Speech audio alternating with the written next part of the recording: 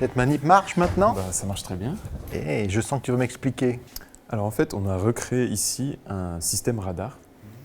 Et donc l'objectif, ça va être de venir repérer et de localiser toutes les cibles qui vont être dans cette pièce.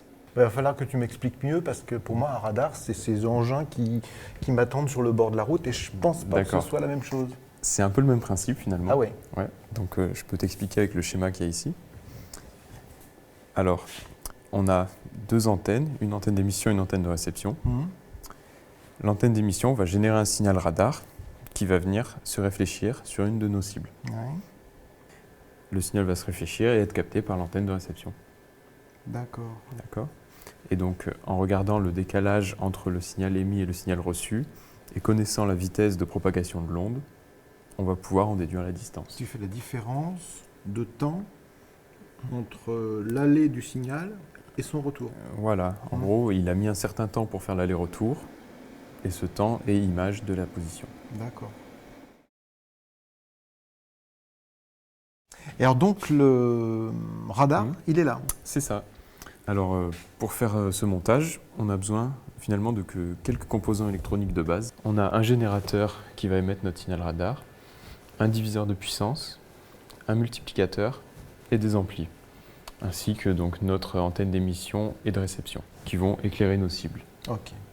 Mais pratiquement, comment est-ce que tu obtiens la position des deux cibles? Alors, si on veut que la position des cibles, on va faire une seule acquisition comme ça, en statique, et on aura directement la position en traitant le signal reçu. Par contre, le but du projet, c'est de pouvoir aussi identifier les cibles en fonction de leur forme. Et donc pour ça, on va faire plusieurs acquisitions en faisant tourner le bloc. Et donc tu vas pouvoir me faire une démonstration, parce que c'est pour ça que je suis monté. Oui, bien sûr. Donc là, ce qu'on va faire, on va faire plusieurs acquisitions sous différents points de vue. Donc on va faire tourner notre moteur. Et ensuite, on va pouvoir reconstruire l'image grâce à toutes les acquisitions qu'on aura faites. D'accord? Ok. Donc je te montre ça.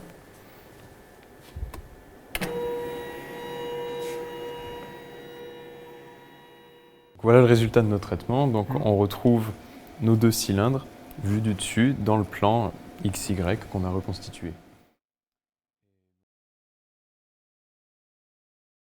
Là, on a fabriqué une petite voiture en aluminium et on va venir faire une image radar de son profil, vue du dessus, comme tout à l'heure avec les cylindres. D'accord? Donc je vais lancer la rotation. Mais alors pourquoi est-ce que tu utilises du polystyrène comme support? Alors l'objectif là, ça va être de caractériser uniquement la cible et pas son support. Et en fait, on utilise du polystyrène parce qu'il va être transparent vis-à-vis des ondes radar qu'on va émettre. D'accord. Ce qui voudrait dire que pour la mesure, c'est comme si la voiture était en suspension dans l'air. Voilà, c'est ça. Et que si on avait un support, on le mesurerait du coup. Voilà, le but c'est que le support ne réfléchisse pas et n'ait pas une signature qu'on puisse retrouver au niveau de la mesure. Mais là, on est dans une salle très meublée, en particulier avec des objets métalliques, qui doivent réfléchir les ondes. Alors, on fait comment? On va faire d'abord une première acquisition de toute la pièce, sans la cible, puis la même acquisition avec la cible. Ensuite, on va venir soustraire les deux pour optimiser l'image de la cible.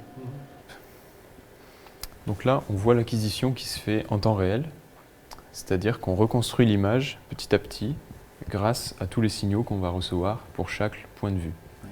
Le véhicule qui est dessiné, là, ça n'a rien à voir avec la mesure, ça c'est simple. Non. Alors là, on a symbolisé voilà, l'objet théorique qu'on a ici en vérité.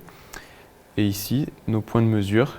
Donc on voit que les zones rouges sont celles qui signent le plus, les zones plates, typiquement de la voiture. Oui. Et donc on voit qu'on arrive à reconstruire quasiment l'objet à l'identique. Et en termes de portée, qu'est-ce qu'on peut dire? Parce que là, on est très proche.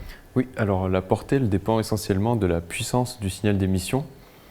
Donc au niveau du signal qu'on va émettre, son intensité va décroître avec la distance, logiquement. Donc plus la cible va se trouver loin, moins elle va nous renvoyer de signal. Donc avec le matériel qu'on a ici, on est limité à environ 10 mètres de portée. 10 mètres pour la salle. Et ça ne marche qu'avec du métal?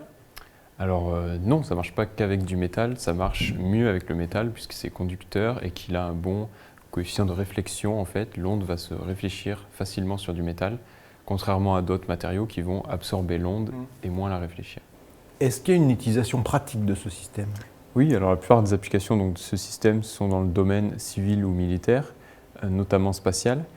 On va pouvoir, grâce à ce type de système, venir reconstruire l'image d'objets présents dans l'espace comme des débris ou même des navettes spatiales, comme on peut le voir sur cette image où on arrive à reconstruire une navette qui est pourtant à 700 km d'altitude.